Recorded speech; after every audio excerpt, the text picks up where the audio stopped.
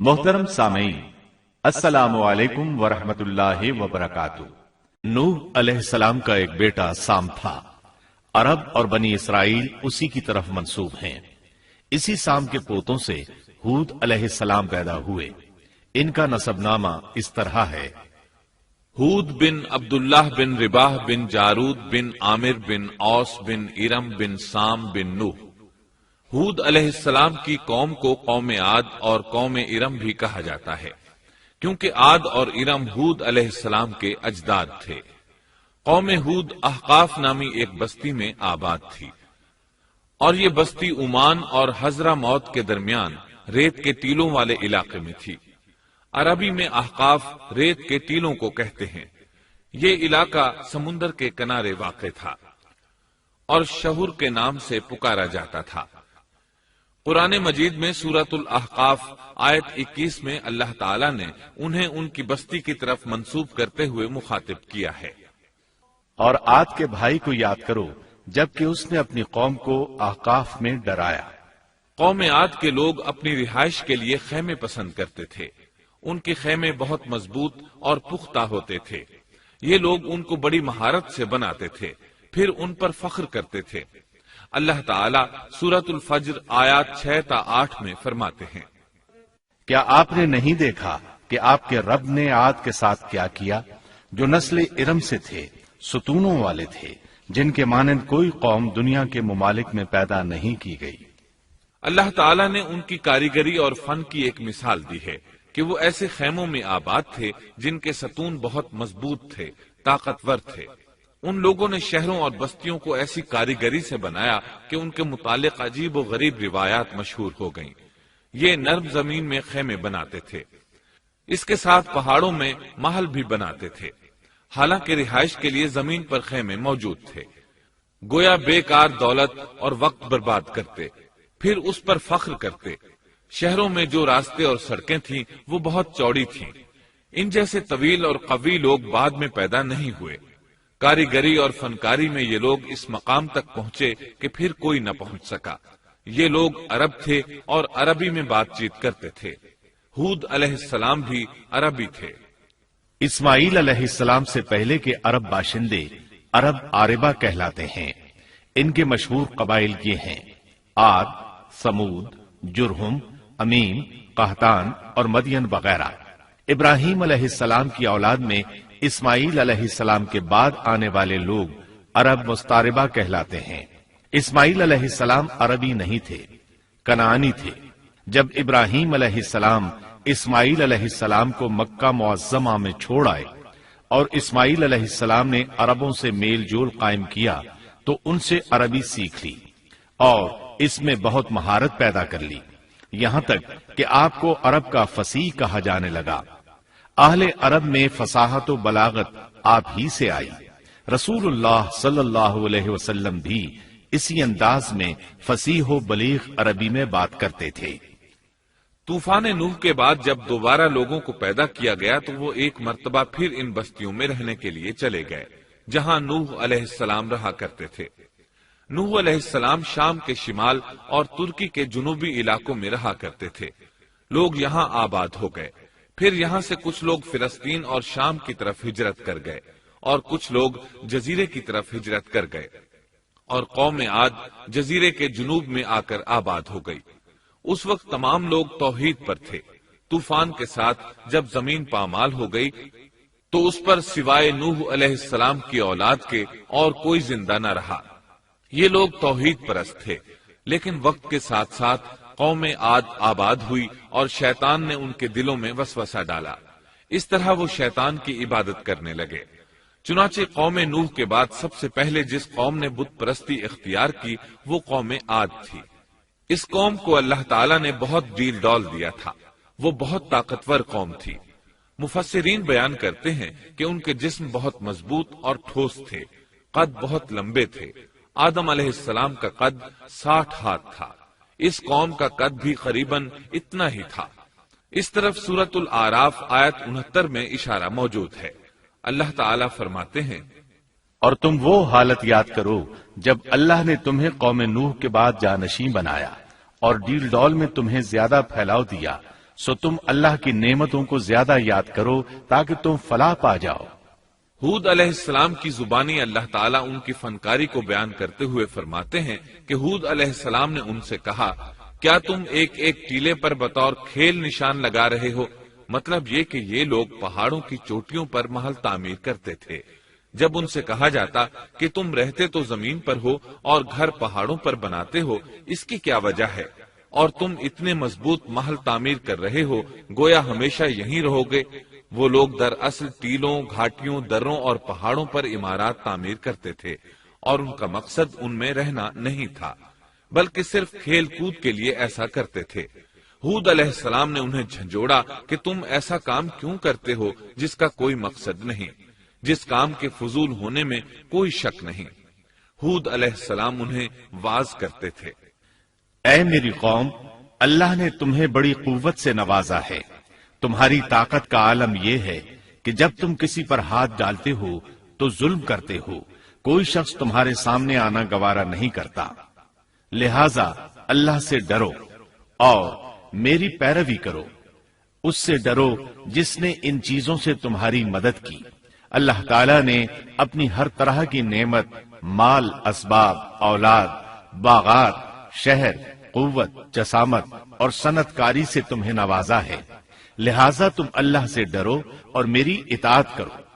لیکن ان کی قوم نے کوئی اثر نہ لیا، نہ ان پر ایمان لائی، الٹا لگی تکبر کرنے، اللہ کی حمد کی بجائے اس کی ناشکری کرنے لگی۔ اور تکبر کے بارے میں بات یہ ہے کہ جب سے ابلیس نے اس کو اختیار کیا، یہ اس وقت سے آزمائش بن چکا ہے۔ اللہ تعالیٰ سورہ حامیم السجدہ آیت 15 میں فرماتے ہیں، پس قوم عاد نے تو بے وجہ زمین میں سرکشی شروع کر دی اور کہنے لگے کہ ہم سے زوراور کون ہے؟ کیا انہیں یہ نظر نہ آیا کہ جس اللہ نے انہیں پیدا کیا ہے وہ ان سے بہت ہی زیادہ زوراور ہے؟ جب یہ لوگ اپنی سرکشی اور کفر میں حد سے بڑھ گئے، تب اللہ تعالیٰ نے ہود علیہ السلام کو ان کی طرف بھیجا۔ انہوں نے انہیں اللہ کی طرف بلایا اور کہا، اے میری قوم، اللہ کی عبادت کرو، اس کے سوا تمہارا کوئی معبود نہیں۔ کیا تم ڈرتے نہیں؟ قوم کے کافر سردار کہنے لگے، ہم تو دیکھتے ہیں کہ تو نیری بے وقوفی میں ہے، ہمارے خیال میں تو جھوٹا ہے۔ اس پر ہود علیہ السلام نے فرمایا، میری قوم، میں بے وقوف نہیں، میں تو تمام جہانوں کے پروردگار کی طرف سے بھیجا گیا ہوں، تمہیں اپنے رب کے پیغامات پہنچا رہا ہوں، اور ہوں بھی تمہارا دلی خیر خواہ اور امانت دار۔ کیا تم اس بات سے تعجب کرتے ہو کہ تم میں سے ایک شخص کی معرفت، اللہ کا ذکر تم تک پہنچا کہ وہ تمہیں خبردار کر دے؟ تم اللہ کی اس نعمت کو یاد کرو کہ اس نے تمہیں قوم نوح کے بعد خلیفہ بنایا اور ڈیل ڈول میں تمہیں زیادہ پھیلاؤ دیا۔ تم اللہ کے احسانات کو یاد کرو تاکہ فلاح اور نجات پا جاؤ۔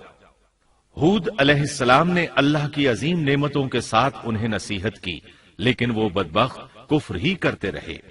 آخر انہیں جھنجھوڑنے کے لیے انہوں نے فرمایا، اے میری قوم، اللہ ہی کی عبادت کرو، اس کے سوا تمہارا کوئی معبود نہیں۔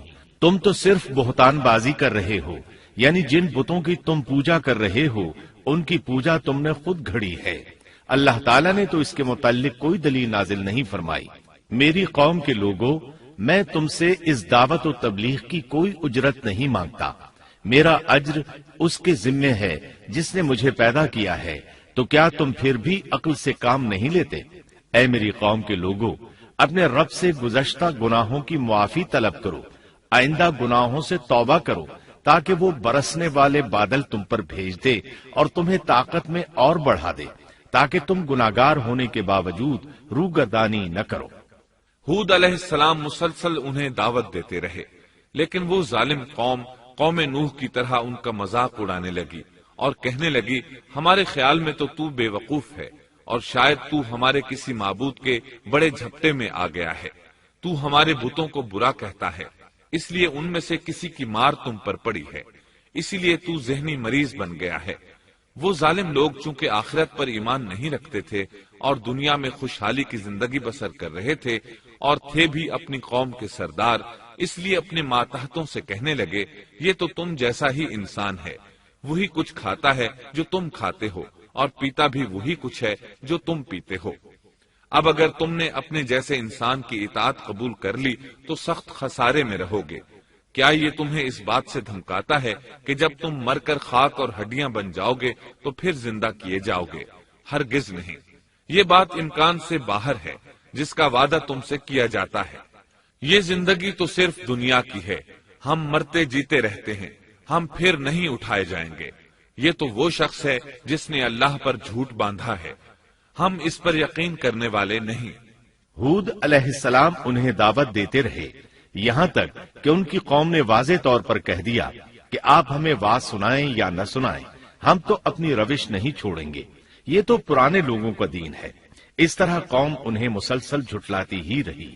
آخر ہود علیہ السلام نے بھی انہیں کھلم کھلا دھمکی دی اور فرمایا، لوگوں سنو، میں صرف تمہیں ہی نہیں اللہ کو بھی گواہ بنا کر اعلان کرتا ہوں کہ اللہ کے سوا جس جس کی عبادت ہو رہی ہے میں ان سب سے بری طرح بیزار ہوں۔ اب تم ہی نہیں اپنے ساتھ اوروں کو بھی بلا لو اور اپنے ان سب جھوٹے معبودوں کو بھی بلا لو، اور تم سے جو ہو سکے مجھے نقصان پہنچا دو، مجھے کوئی مہلت نہ دو، نہ مجھ پر ترس کھاؤ۔ یہ فرمانے کے بعد انہوں نے اللہ سے دعا کی، اے پروردگار، ان کے جھٹلانے پر تو میری مدد فرما۔ اللہ کی طرف سے آپ کو جواب ملا، یہ تو بہت ہی جلد اپنے کیے پر پچھتانے لگیں گے۔ اللہ کے نبی کا انکار کرنے، اس سے بغض رکھنے اور اس کا مذاق اڑانے والوں کا انجام کیا ہوا؟ اللہ نے انہیں ایسے زناٹے کی آندھی سے تہس نہس کیا کہ جس کی تاریخ میں مثال نہیں ملتی۔ اللہ نے ان سے بارش روک لی، اس سے خشک سالی کی کیفیت پیدا ہو گئی، درخت اور پھل ختم ہو گئے، وہ لوگ بارش کی خواہش کرنے لگے۔ اسی حالت میں ایک دن اللہ نے انہیں عذاب دینے کا ارادہ فرمایا۔ انہوں نے دیکھا ایک سیاہ بادل ان کی طرف بڑھ رہا ہے، خوشی سے اچھلنے لگے، کہنے لگے یہ بادل ہم پر برسنے والا ہے، جبکہ ان کا خیال غلط تھا۔ دراصل ابر کی صورت میں یہ وہ قہر الہی تھا جس کے آنے کی وہ جلدی مچا رہے تھے۔ وہ عذاب ان کی بستیوں کی تمام چیزوں، پھلوں، خیموں، درختوں کو تہس نہس کرتا ہوا آیا۔ اسے اللہ کا یہی حکم تھا۔ آندھی اس قدر زبردست تھی کہ پہاڑوں پر ان کے تعمیر کردہ محلوں تک کو اڑا لے گئی۔ مجرموں کا یہی بدلہ ہے۔ اللہ تعالی سورۃ الزاریات آیت 41 اور 42 میں فرماتے ہیں، اسی طرح عادیوں میں بھی ہماری طرف سے تنبیہ ہے، جبکہ ہم نے ان پر خیر و برکت سے خالی آندھی بھیجی، وہ جس جس چیز پر گرتی تھی اسے بوسیدہ ہڈی کی طرح چورا چورا کر دیتی تھی۔ اس آندھی نے ہر چیز کو فنا کر کے رکھ دیا۔ اللہ تعالیٰ ان کی تباہی ایک جگہ ان الفاظ میں بیان کرتے ہیں، قوم عاد نے بھی جھٹلایا، پس کیسا ہوا میرا عذاب اور میری ڈرانے والی باتیں۔ ہم نے ان پر تیز و تند مسلسل چلنے والی ہوا ایک لگاتار منحوس دن میں بھیج دی، جو لوگوں کو اٹھا اٹھا کر دے پٹکتی تھی، گویا کہ وہ جڑ سے کٹے ہوئے کھجور کے تنے ہیں۔ پس کیسی رہی میری سزا اور میرا ڈرانا۔ یقیناً ہم نے قرآن کو نصیحت کے لیے آسان کر دیا ہے، پس کیا ہے کوئی نصیحت پکڑنے والا؟ ایک تیسرے مقام پر اللہ نے ان کی ذلت اور رسوائی کا ذکر یوں کیا ہے، قوم عاد بے حد تند اور تیز ہوا سے غارت کر دی گئی۔ وہ ہوا ان پر برابر لگاتار 7 رات اور 8 دن تک اللہ کے حکم سے چلتی رہی۔ آپ وہاں ہوتے تو دیکھتے کہ وہاں لوگ یوں چاروں شانوں چت گرے پڑے ہیں جیسے وہ کھجوروں کے کھوکھلے تنے ہوں۔ کیا ان میں سے کوئی بھی آپ کو باقی نظر آ رہا ہے؟ ہود علیہ السلام کو اللہ تعالیٰ نے اپنی رحمت سے نجات دی، باقی تمام جگہوں پر تباہی تھی، لیکن جس جگہ ہود علیہ السلام اور ان کے ساتھی تھے اس طرف یہ ہوا پھٹکی بھی نہیں۔ کہا جاتا ہے کہ ایک باڑ تھی جس میں ہود علیہ السلام، حیوانات، چوپائے اور ان پر ایمان لانے والے تھے، اور آندھی نے ہر چیز کو فنا کر ڈالا۔ اللہ تعالیٰ سورہ آراف آیت 72 میں فرماتے ہیں، غرض ہم نے انہیں اور ان کے ساتھیوں کو اپنی رحمت سے بچا لیا اور ان لوگوں کی جڑ کاٹ دی جنہوں نے ہماری آیتوں کو جھٹلایا تھا اور وہ ایمان لانے والے نہ تھے۔ اسی طرح سورہ ہود میں اللہ فرماتے ہیں، جب ہمارا حکم آ پہنچا تو ہم نے ہود کو اور ان کے ساتھیوں کو اپنی خاص رحمت سے نجات دی۔ ہم نے ان سب کو سخت عذاب سے صاف بچا لیا۔ یہ تھے قوم عاد کے لوگ جنہوں نے اپنے رب کی آیتوں کا انکار کیا اور اس کے رسولوں کی نافرمانی کی، اور ہر ایک سرکش نافرمان کے حکم کو مانا۔ دنیا میں بھی ان پر لعنت لگا دی گئی اور قیامت کے دن بھی۔ دیکھ لو، قوم عاد نے اپنے رب سے کفر کیا، ہود کی قوم عاد پر لعنت ہو۔ اس طرح قوم عاد تباہ ہو گئی۔ ان کے بعد مومنوں نے ان کے باقی بچ جانے والے مکانات پر قبضہ کر لیا اور وہاں رہنے لگے۔ پھر ہود علیہ السلام نے حضرہ موت میں وفات پائی۔